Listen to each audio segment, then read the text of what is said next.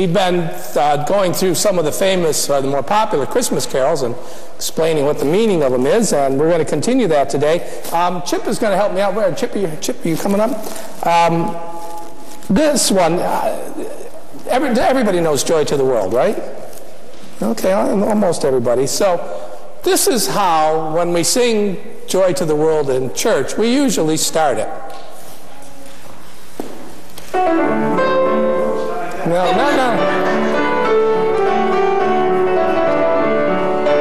Joy to the world. Okay. Well, that's okay. That's not bad. But I got thinking about it, and the music and the words really fit together in kind of a different way.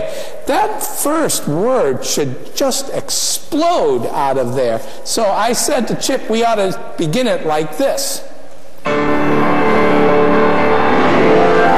Joy to the world, the Lord is coming. Then we would get into that better. Of course, I've been to churches where we sing, Joy to... We're not going to do that today. So I'm going to talk about this song, Joy to the World, and take a look at some of the words. And here's the first verse. Joy to the world. You know this one. The words are right there.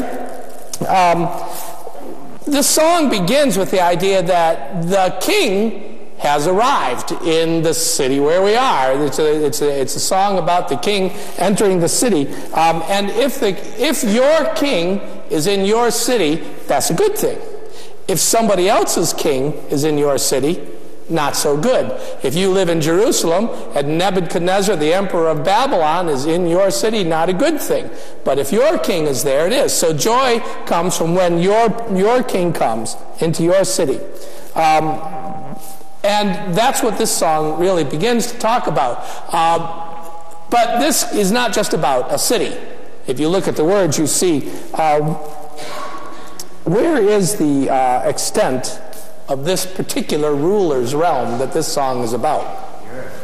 It's the whole earth. So, yeah, heaven and nature, yes, that's up there too. We'll get to that. But it's everything. Everything falls within this ruler's thing. So it is, and therefore, how many of us?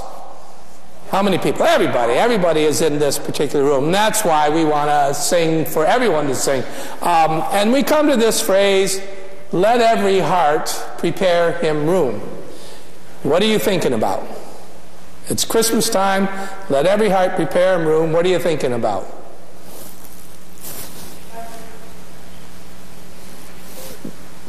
How many of you are thinking about the innkeeper? The innkeeper who said what? Right. Yeah, I know you're thinking about that, and I know that some of you know that's not actually in the Bible, but it actually would be more accurately said there was no room in the house and no inn at all, but we get the idea that when Mary and Joseph arrived in Bethlehem with Jesus about to be born, there was no room. And so this song says, let every heart prepare him room. So how do you do that? How do you prepare room in your heart? Well, let me ask you this. So you've got company coming, and it's more than you're used to having. What do you have to do to prepare your house for them? What? Get rid of stuff, right? So things that are normally in the living room got to go to the garage. Things that, they're normally in the attic got to be pushed to the side. You got to get rid of things. So if you're going to prepare your heart for Christ, what has to go? What do you got to get rid of? Junk. Like what? Anger and unhappiness. And what else? Resentment. Ooh, that's a tough one to let go of. Ruth says, Rose still can't let go of the resentment of my blue candles, obviously.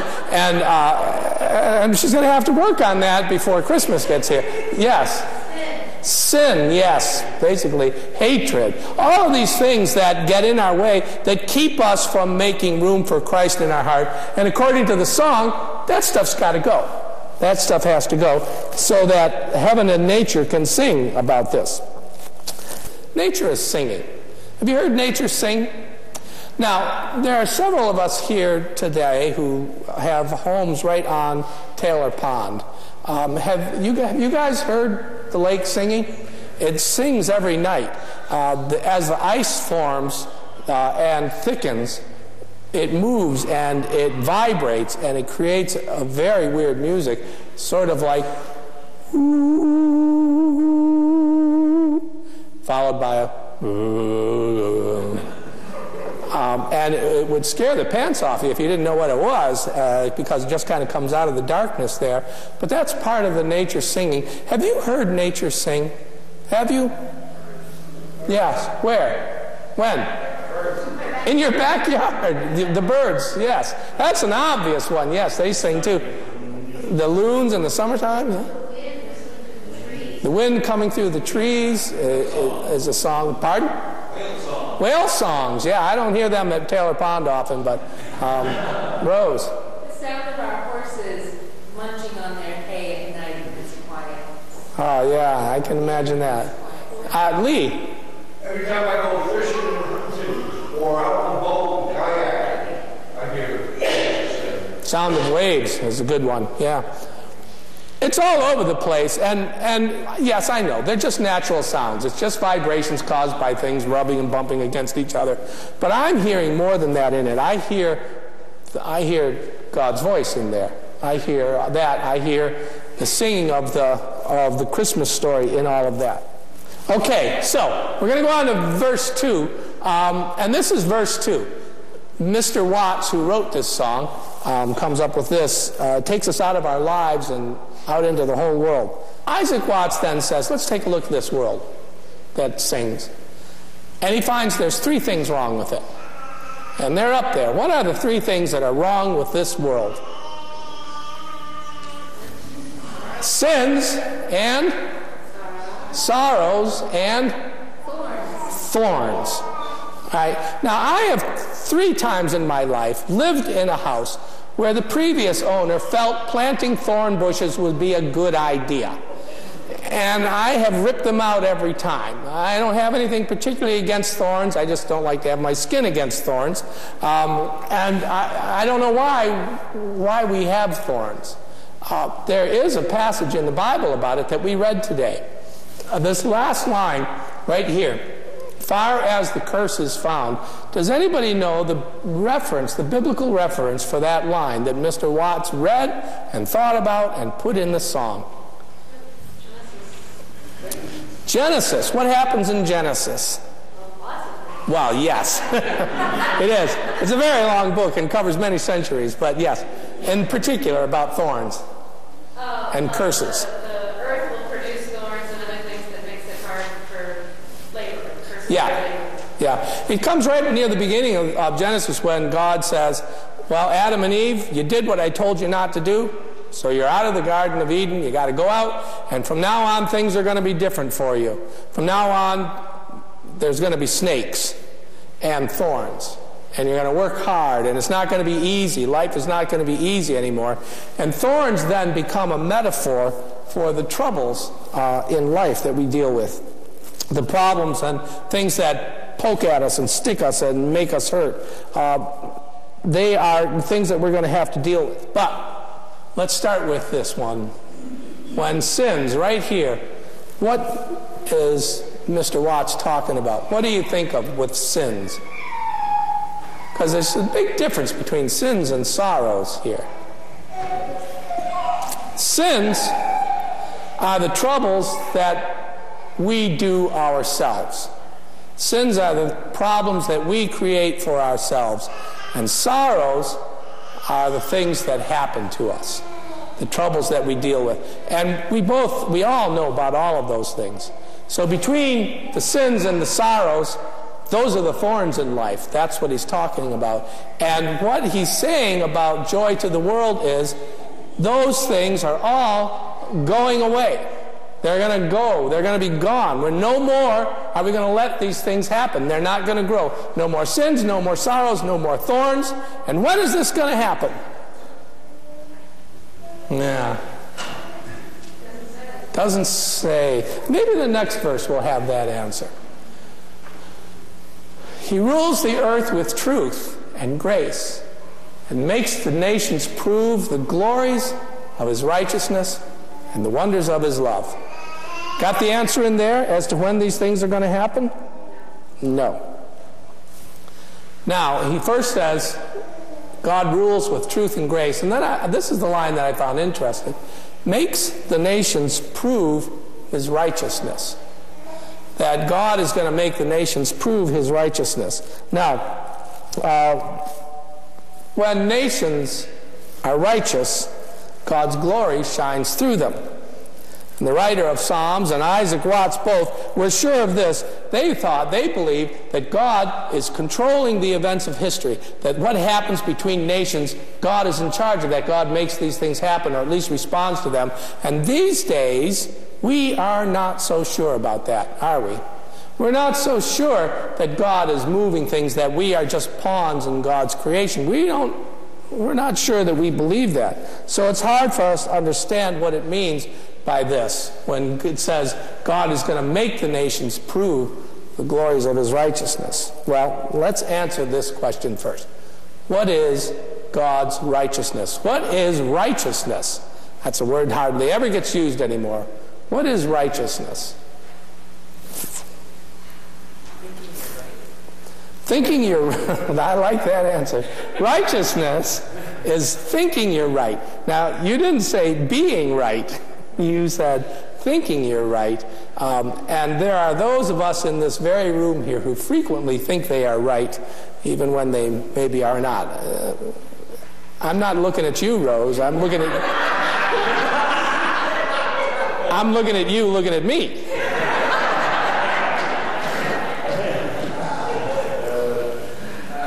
What is righteousness? That's a good answer, Lori. What is righteousness? What is it? What is it, Jay? I think it's believing totally that you're right, and that yours is the only right. Ah, not only that, so that you are right and you're the only one that's right. Rose? No, okay. Why? I think it is to prove that not only does he have the claim that he is who he is, but they agree with him. Okay, not only does the claim exist that you are who you are, but the others agree with you and reflect that righteousness. It's interesting, so far we've got a pretty negative opinion of righteousness. What do you got? I don't know what it really is. I can't remember racking my brain. But the thing that comes to mind is more about right relationships. Right relationships, that a person who is righteous has their relationship with someone else in the right place, or with everyone else, or something like that. Yeah, so that's a much more positive approach to what righteousness is. A lot of people think of righteousness as making sure people get what they deserve. How many of you want to get what you deserve? Yeah, I don't either. And that's it. So, as I was thinking about it, there are three words in particular when I think of God's righteousness that come up. Forgiveness, compassion, mercy. God is not out there looking to get us and punish us and torture us and kill us. God is out looking for ways to be forgiving, to be compassionate, and to be merciful for it. And when nations do the same thing, then God's glory shines through them. Now, in the history of the United States, there was a time when we really did show this kind of righteousness. And it came right after the end of World War II. Who knows what I'm thinking of? Exactly right, Ralph. The Marshall Plan. The Marshall Plan was the United States decided what it would do would be to provide a lot of money to rebuild the countries that had been devastated by the war, including Germany and Japan, two countries that we were our enemies. Immediately after the war, this didn't take much time, immediately after the war, we began to rebuild those two nations. And it was maybe the best thing the United States has ever done, was to do that, to try to recover from this horrible war that we had been in. And the United States worked hard at that, and when we did that, we reflected God's glory. Because if God's glory is found in compassion and mercy and forgiveness, then we reflected it. And how about you? See, this is the good news of this story. This is one of the reasons to be joyful, because this is what God asks us to do.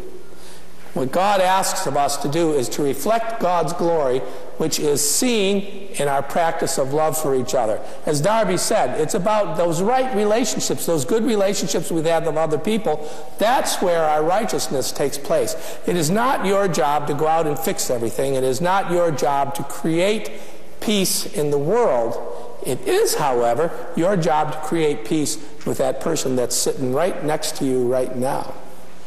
Yeah. And for those of you who are sitting with family members, it's probably particularly true for you. But it is our job to create peace with those people that are with us right now. And how do you do it? How do you create peace? Forgiveness, compassion, mercy. Yes. Rose is merciful to me every week, almost every day.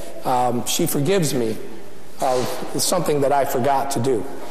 And I know we're joking with each other today, but there is between us that genuine respect and care and compassion for each other and understanding that enables us to work together.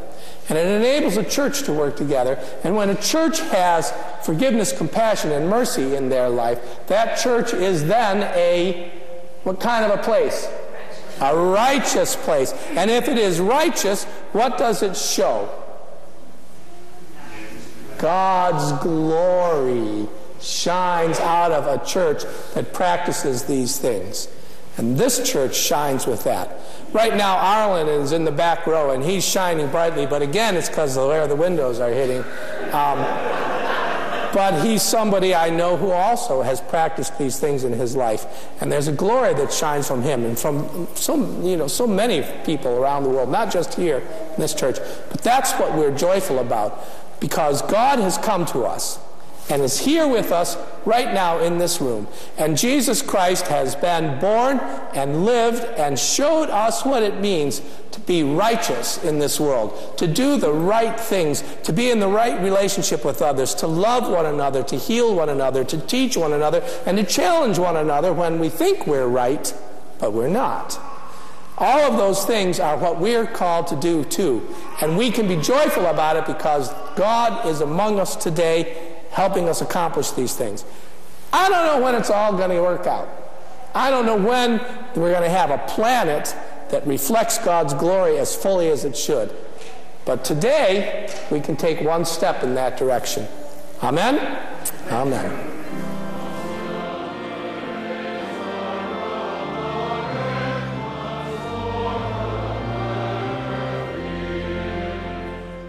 You've been listening to a sermon by Reverend Stephen Carnahan, pastor of High Street Congregational Church in Auburn, Maine. If you feel inspired by what you hear, you're invited to join us in person for worship services every Sunday morning, starting at 10 o'clock. Of course, you can always listen to Steve's sermons on the web. New sermons are posted every Monday by midday.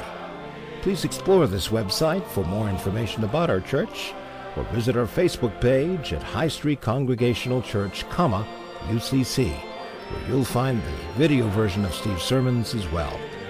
We hope that God's presence will be known to you every hour of every day. May God's blessings rest upon you now and always. See you next week.